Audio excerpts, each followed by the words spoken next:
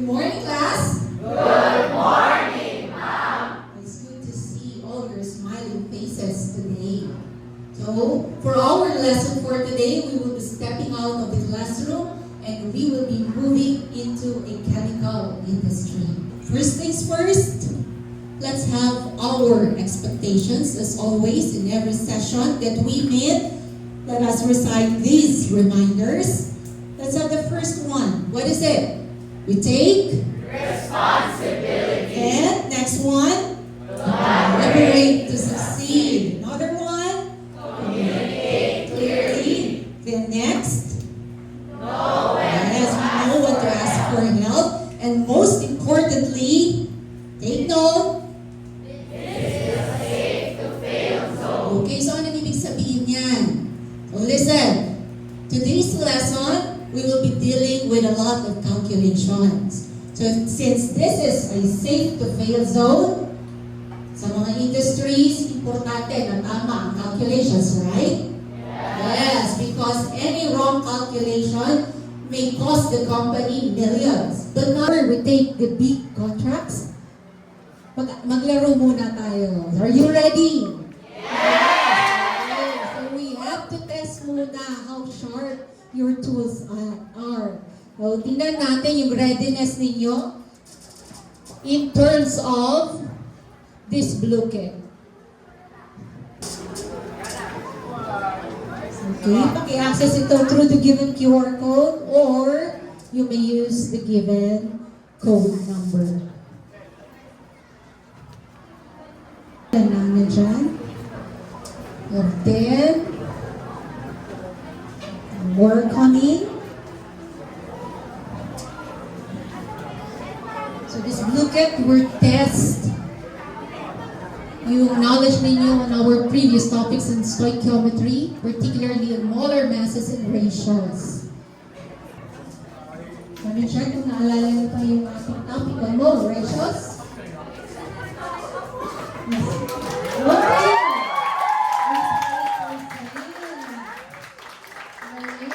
Sino hindi nakakabot dito? So all rainfall, ang top 3 for this part. Let's move to our next question.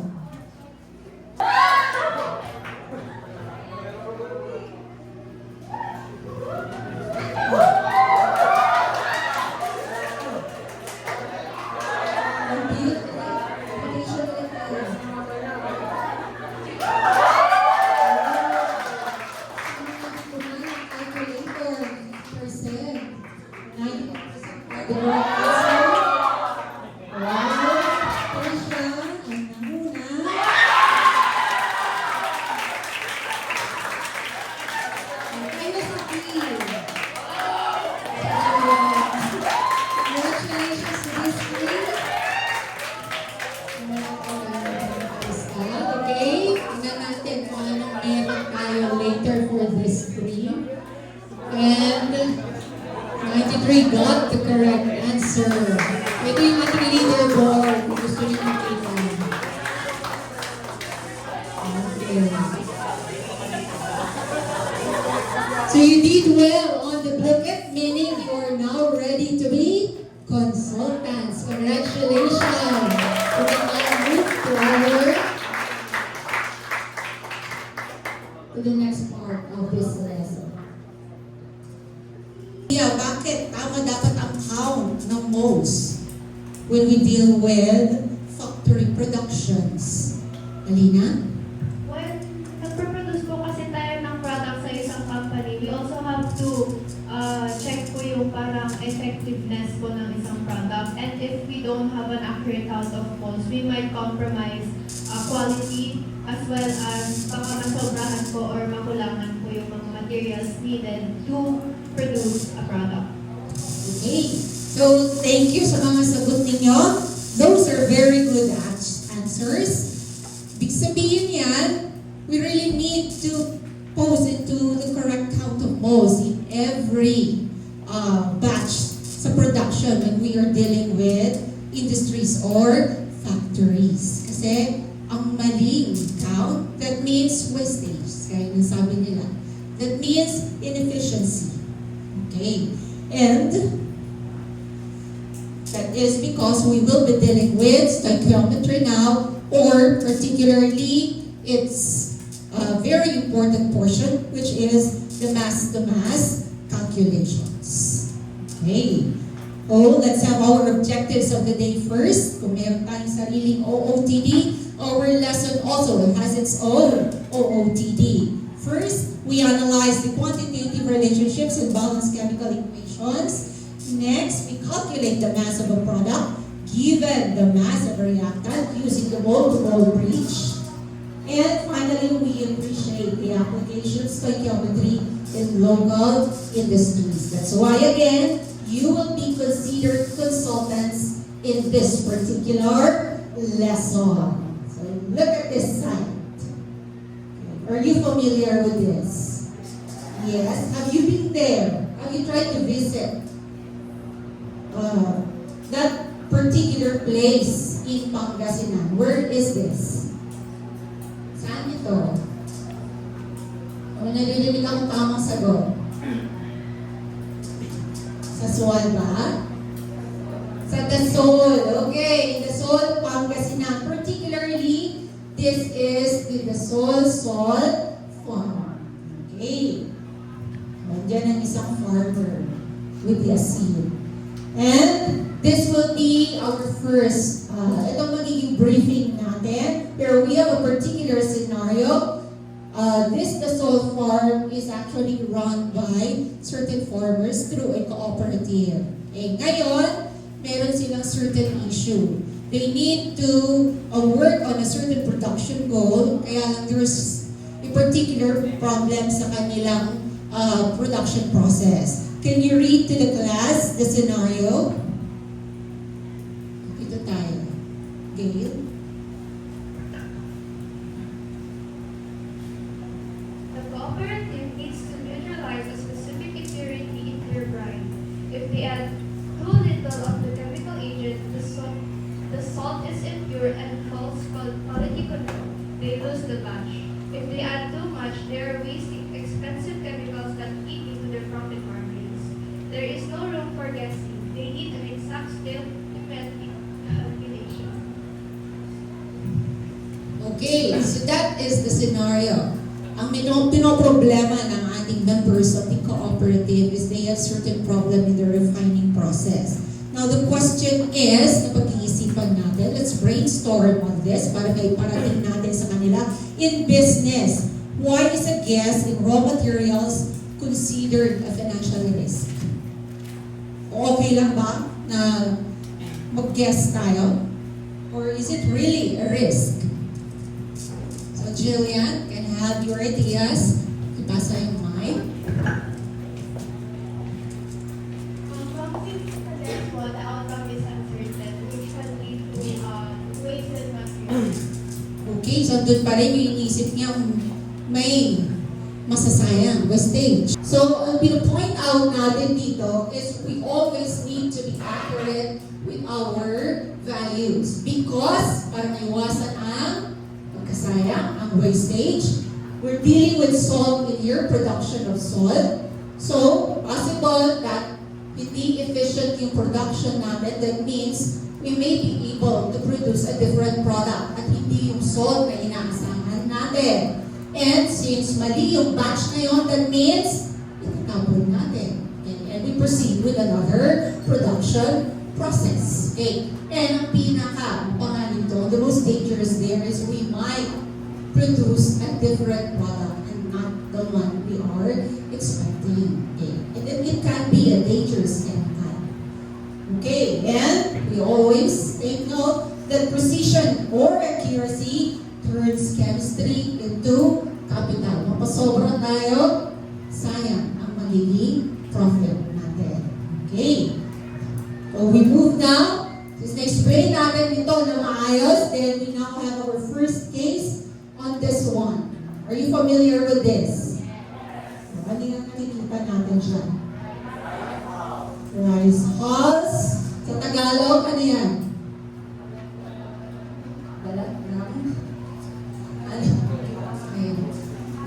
Talagang literal balak ng bigas. Or, paano natin yan gawin? We have a certain term of that. starts with letter I.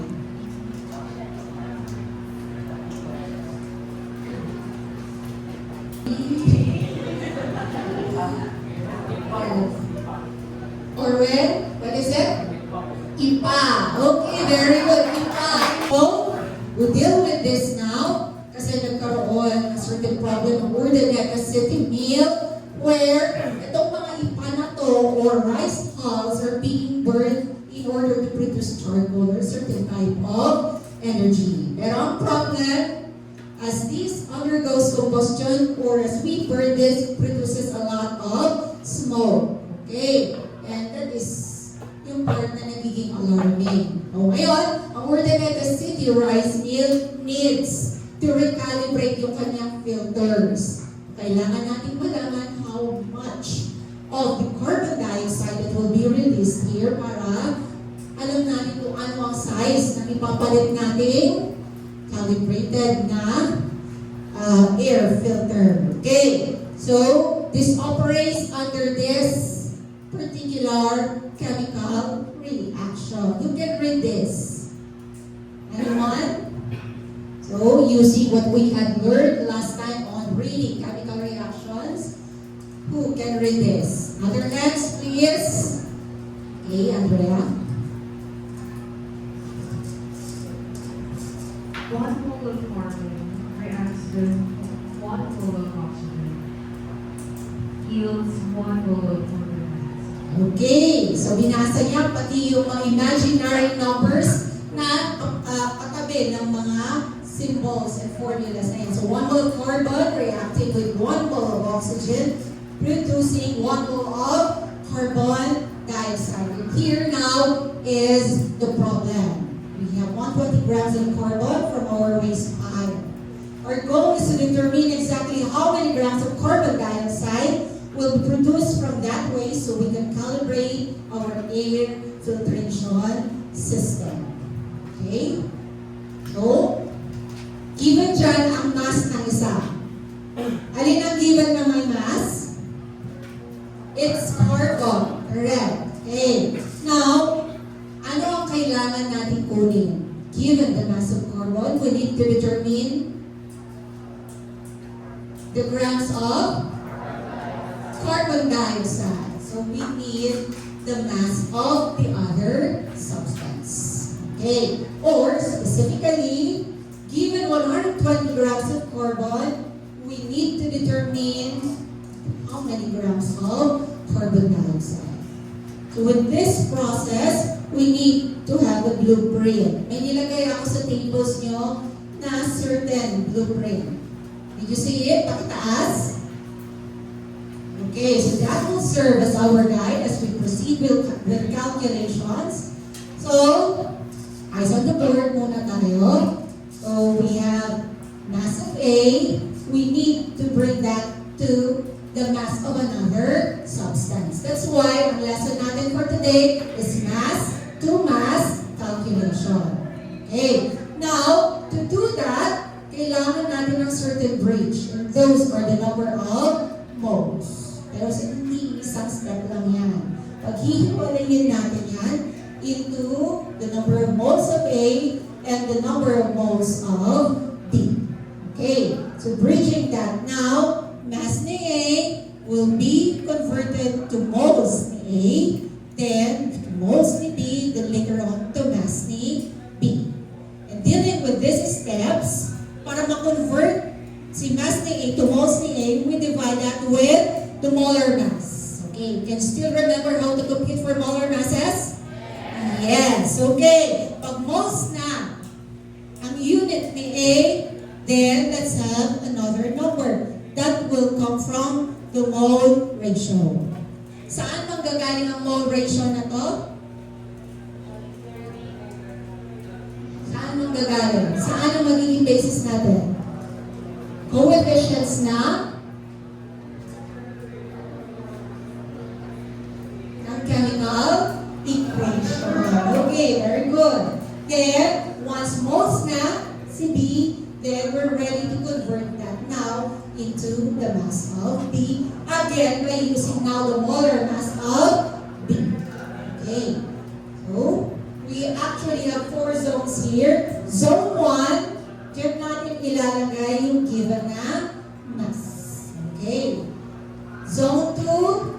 Diyan na mako-convert ang mass to moles nung given na substance. Then we have the third zone where we now convert from substance A papunta na kay substance B in terms of moles. Then finally, we end with zone 4 where we can already determine the mole to mass conversion. Okay, so using now this blueprint, ito ang magiging SOP natin actually, standard operating procedure.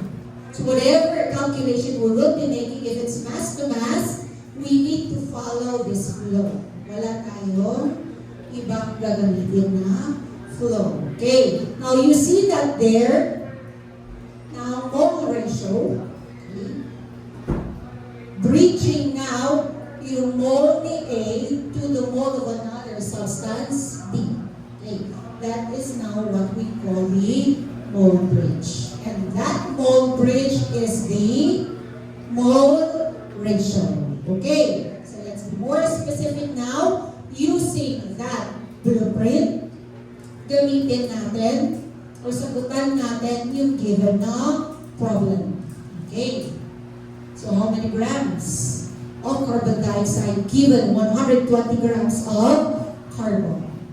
Okay, so first, dahil may A and B tayo sa blueprint, we determine which will be A and which will be B. So ano magiging substance A natin dito? Si carbon. Definitely, ang magiging substance B natin, it's carbon dioxide. Okay, now let's use that blueprint. Okay, pinalitan ko na. Palitan na natin. It will be mass of C. Then we convert that to moles of carbon. You see there is carbon. Then later on we convert that to moles of carbon dioxide. Then mass of carbon dioxide.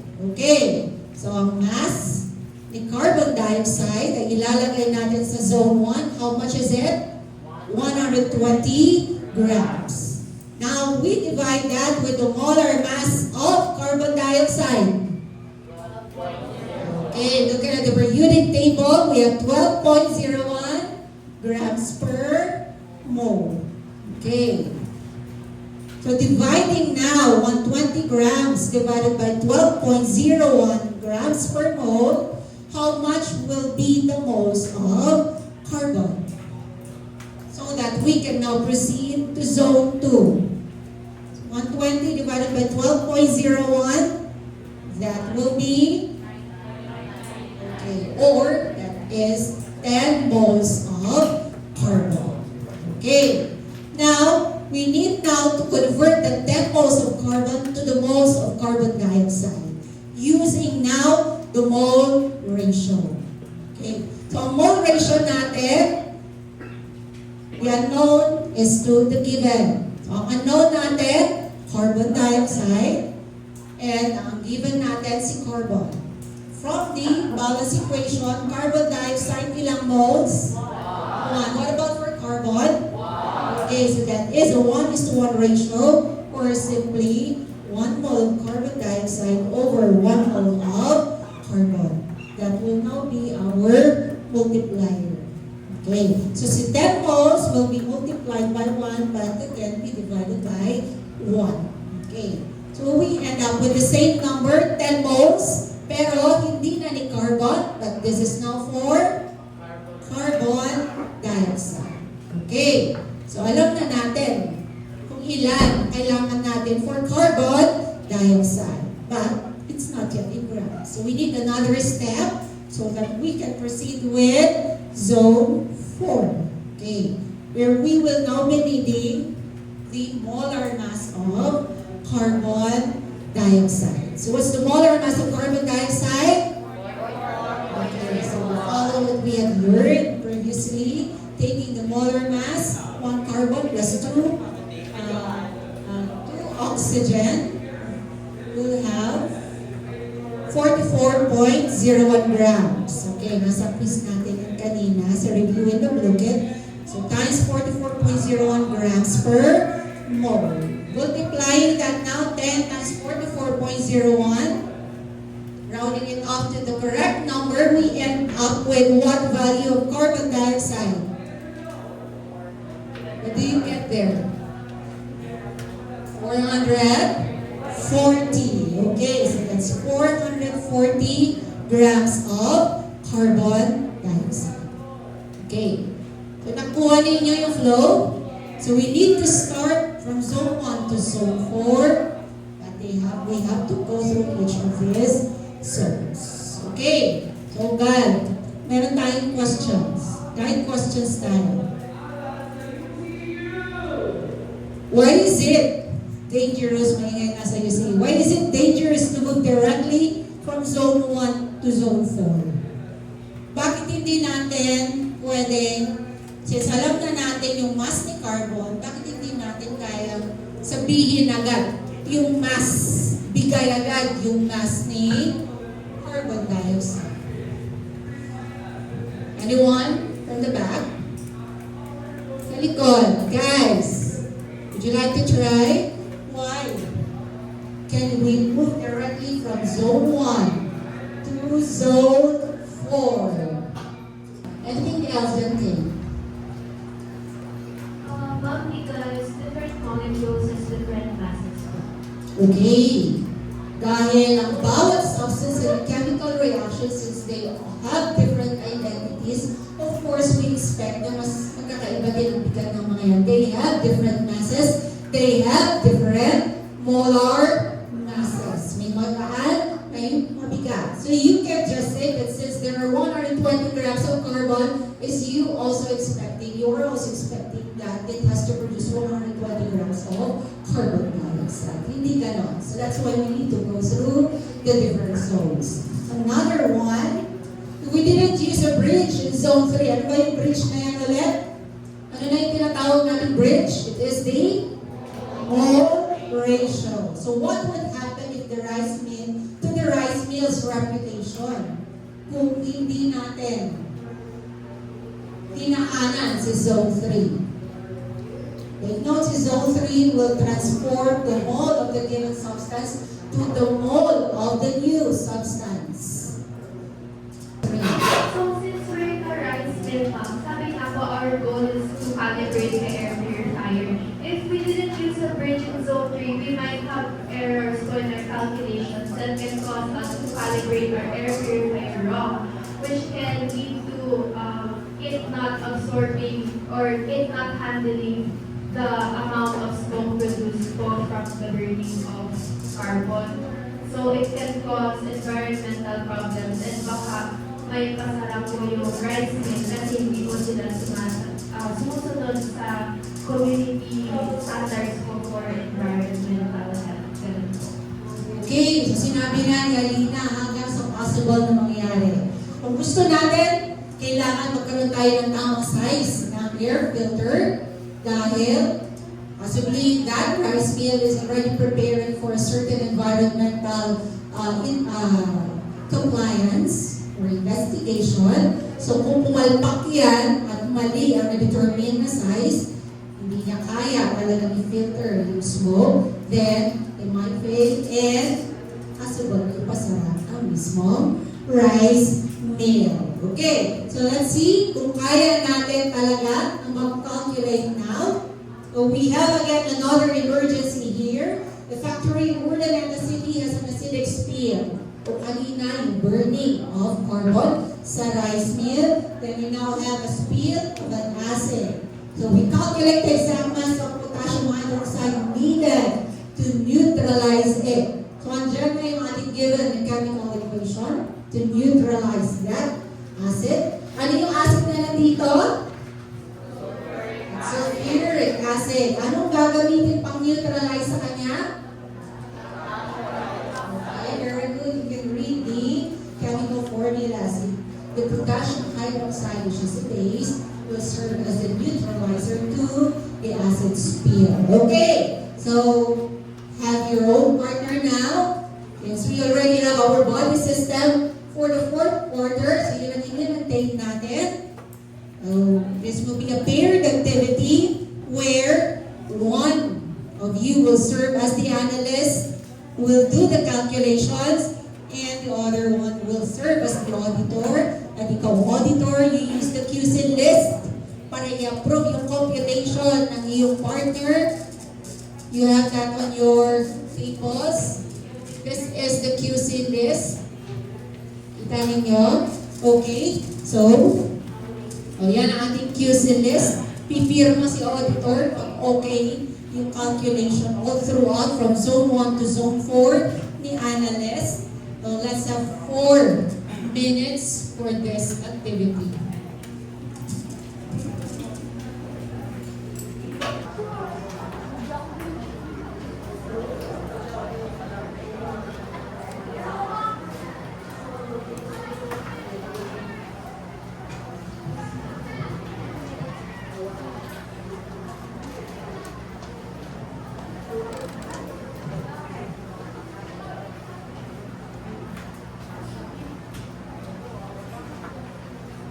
So the problem, especially yung given, is also on your checklist, dear auditors.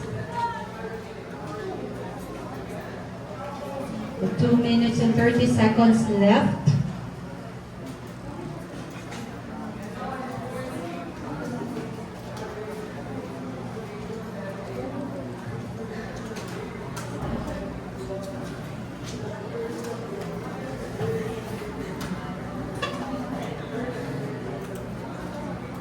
Si auditor mag-check muna.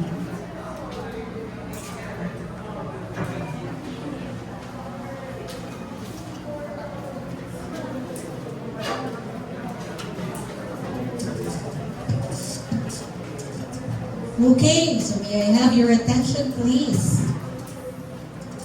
Tapos na tayo? Okay. So let's have these questions now. Sa ating auditor muna. For the auditors here, please raise your hands. This is the question for you. Did your analyst pass the Zone 3 inspection? Tumama ba sila sa Zone 3 inspection? Ano na yung Zone 3? Okay, where they need to use the correct mole ratio. Tama ba yung ginamit nilang mole ratio? Yes. Sino ang may analyst na nagkamali ang mole ratio? Auditors o si Arturo daw? Okay. So, did your analyst pass the Zone 3 inspection? Sabi mo hindi. Ano nangyari? Can you give the mic to Arturo? Thank you.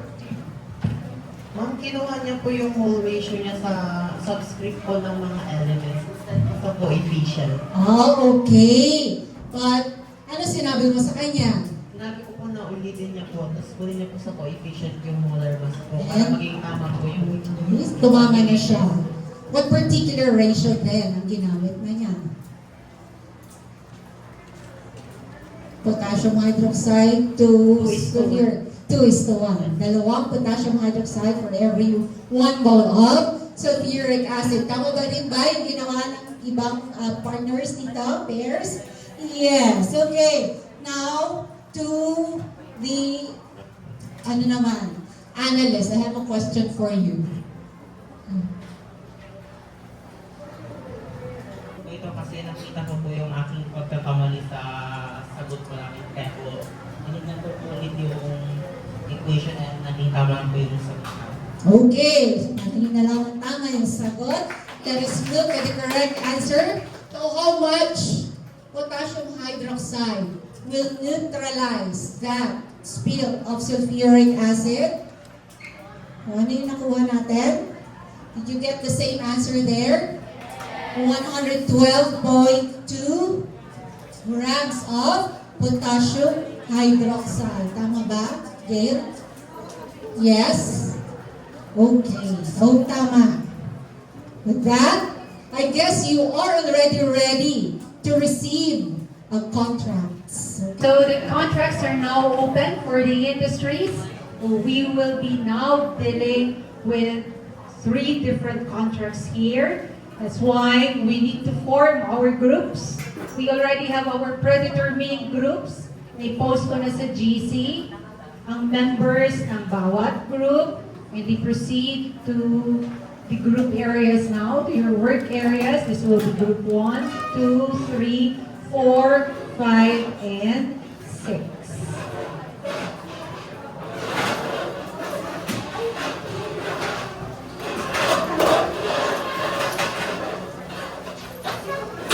And on your table, there are 3 contracts with colored tabs. Okay, upo na tayo.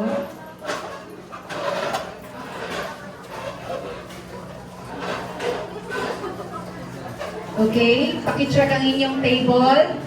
Meron kayong colored tabs na 3 kontrata. So, colored green, yellow, and red. So please choose the contract. Makinig muna tayo. Please choose the contract that your group can handle so that later on, as you do your task, you choose your reporter who will be reporting to the class or to the team itong sagot sa 2 questions na to. Eyes on the board, what is your required math? At the same time, what happens to the community if your math is wrong? Okay, so you get started now. You are given 5 minutes to work on your contract.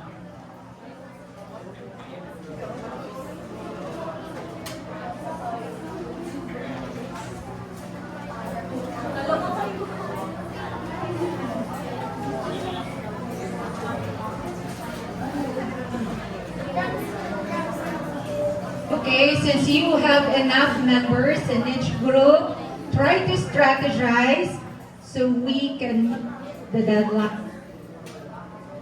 May mga hinihingi values dyan ng molar masses. Siguro, you try to assign to each of your members. One acts as your leader para makita if all the steps are being done. May binigay ako dyan na pentel pen. So you use that para mas kita yung values later on. If you are done, you can post your answers or your calculations using the blueprint on the board. O pwede tayong maglagay na dito for contract 1, contract 2, and contract 3.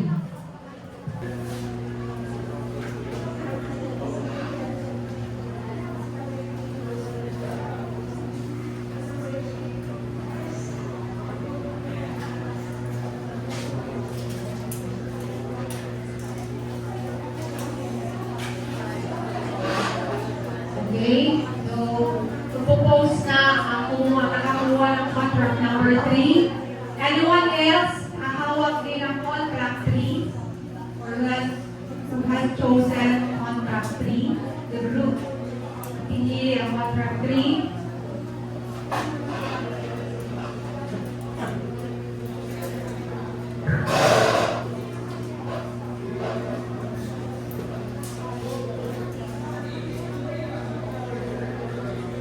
Wala pang contract 1.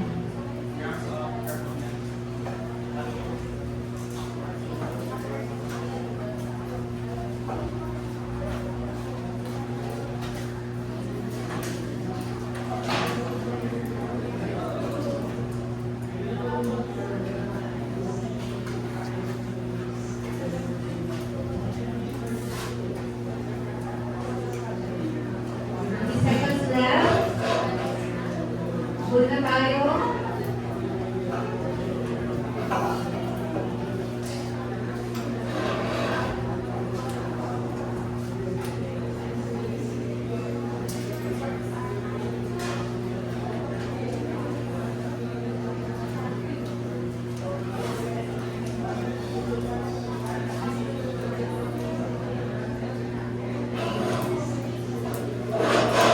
We have 6 groups. Anong napili ng 2 grupo na wala pa dito?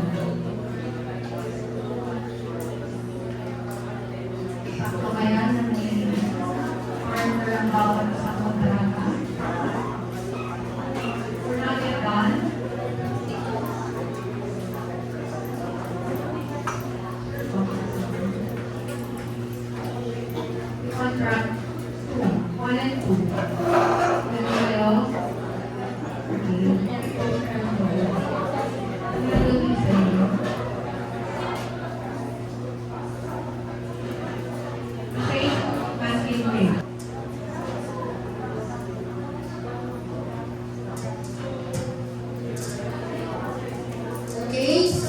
Sino ang sa contract number 1, sa green contract natin? Who's holding contract 1? Hindi na kayo.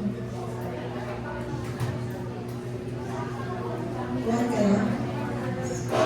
Contract number 1.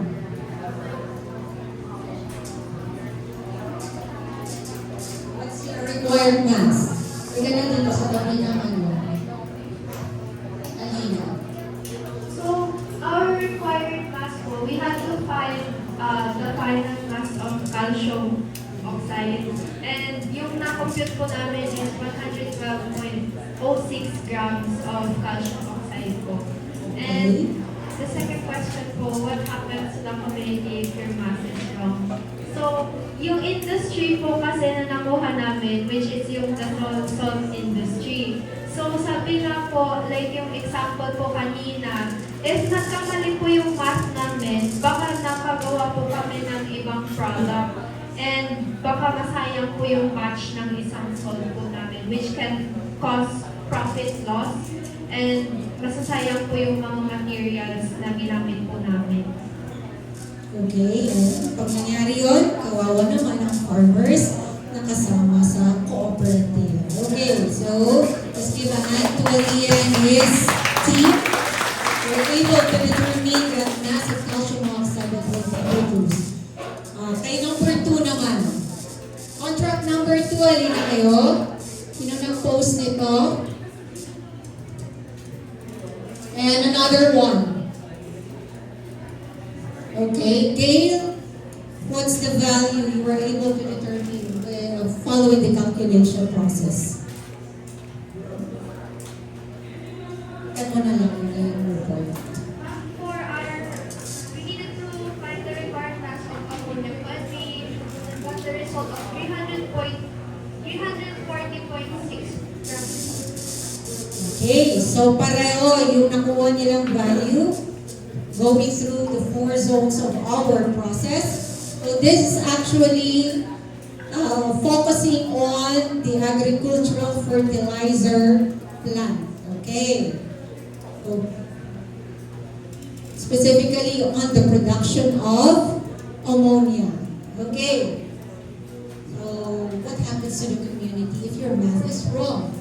Ma'am, if our math is wrong po, it can compromise the health of people po. Kasi kung mali po yung math namin, pwede po makagawa kami ng ibang product or maka-cause po na magpukas po ng poison given. At saka, yung plant po na bibigyan namin ng fertilizer is maaaring hindi po siya lumago at saka magkaroon po ng profit loss.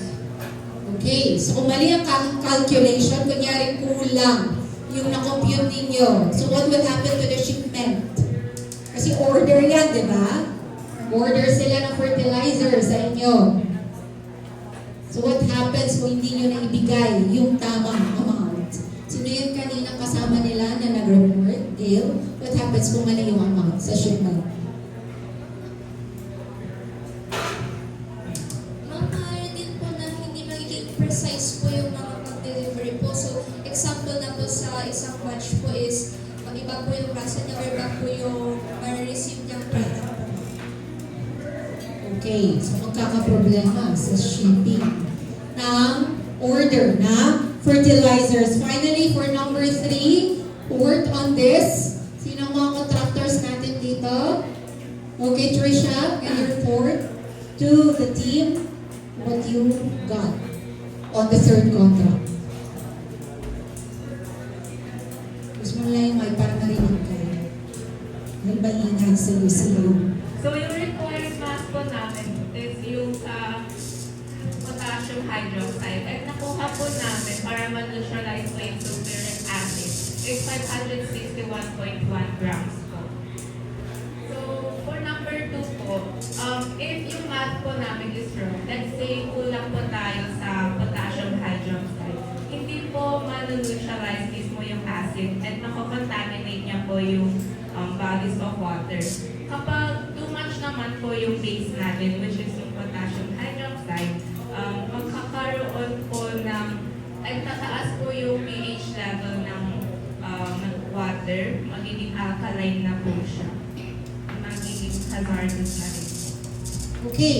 So sa kanila kasi is a high risk emergency response na problem. So kung may mali sa calculations, probably magkakaroon ng problema in the environment.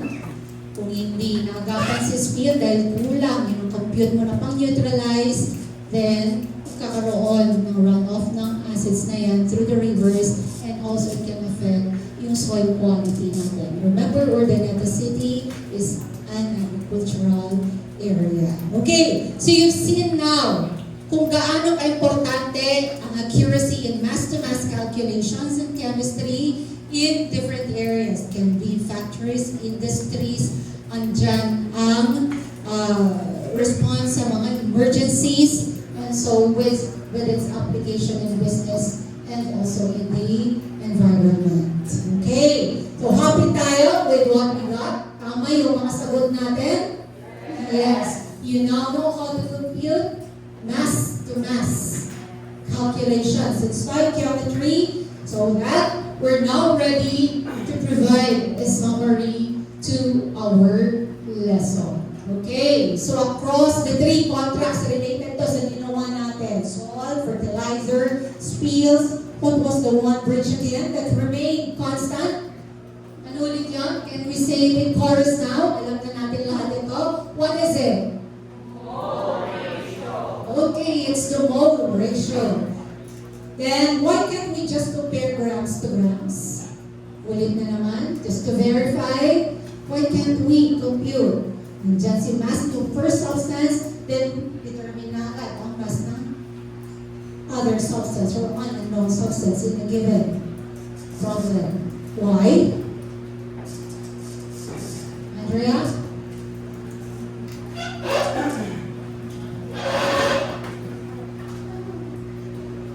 Based on what we discussed earlier, we can't just compare grams to grams because they have different molecules. Okay. Every molecule of a particular substance in a chemical reaction have their different molar masses. Okay. So now, let's move and verify now kung talagang naiintindihan ninyo individually. Let's have this final ticket natin.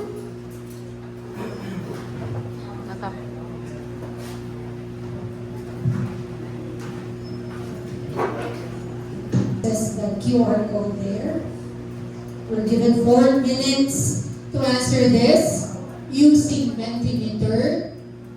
Just plug in your answers right away, whatever amount you have computed.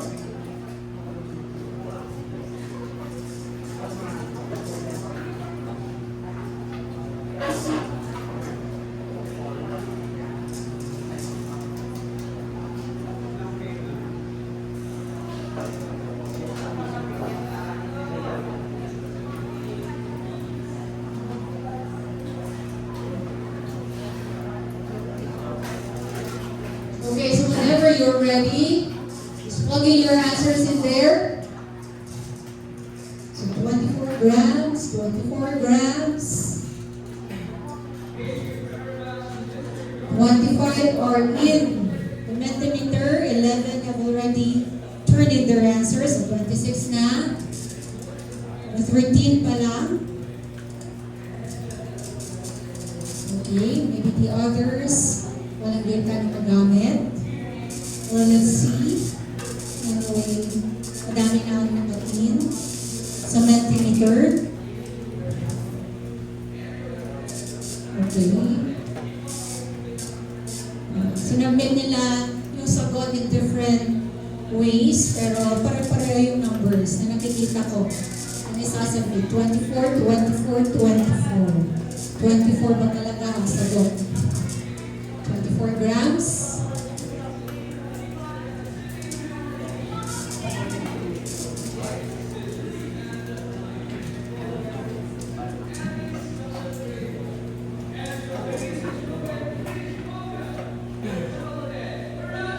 The 24 grams is getting bigger, meaning ay nakaramihan. sagot na i-turn in natin.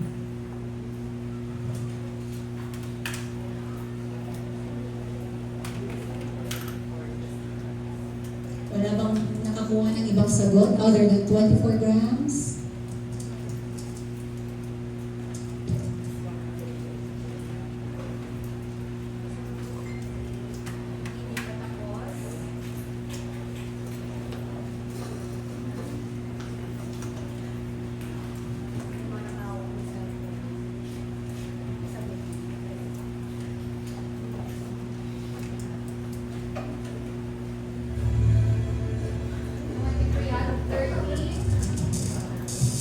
Naghahambang data ng iba.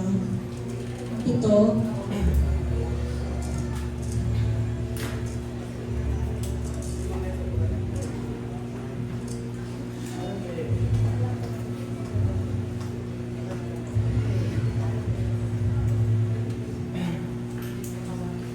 Ako, 24 gramo. May puro 24.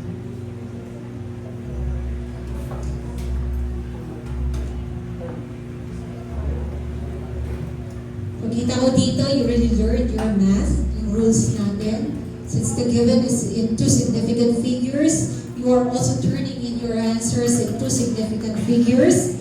And very good kayo dyan. So let's see na lang if we really have the correct answer, 24 grams. So I guess we're ready to look at the correct answer. Balik tayo sa ating presentation. Okay. So the correct answer, diba? You really nailed it. We're able to get the correct answer. So then we're expecting to start with how many grams of carbon?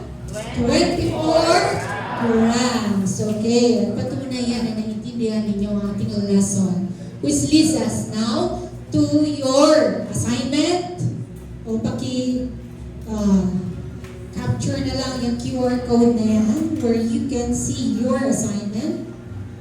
So yung ating mga particulars na assignment na to will be posted in our group chat para mas malinaw sa atin in terms of submission. Where dito ninyo yan isasubmit. Later on, blank out. Ngayon, blank pa lang yan. Later on, pag may mga nag-turn in na kayong mga sagot, maraming mga post-it na nandiyan na. Okay. So, gaya ng kanina na meron tayong peer squad, mag-peer review din tayo. Mag-comment kayo sa post ng kasama ninyo. Again, through that wall. Okay? Any questions with this? Yeah. Wala. Sigurado kayo? Yes. Did you understand our lesson in Math to Math Stoichiometry? Yes. Are you now ready to be consultants in different firms? Yes. Okay. So that will be all for today. And thank you for your active participation.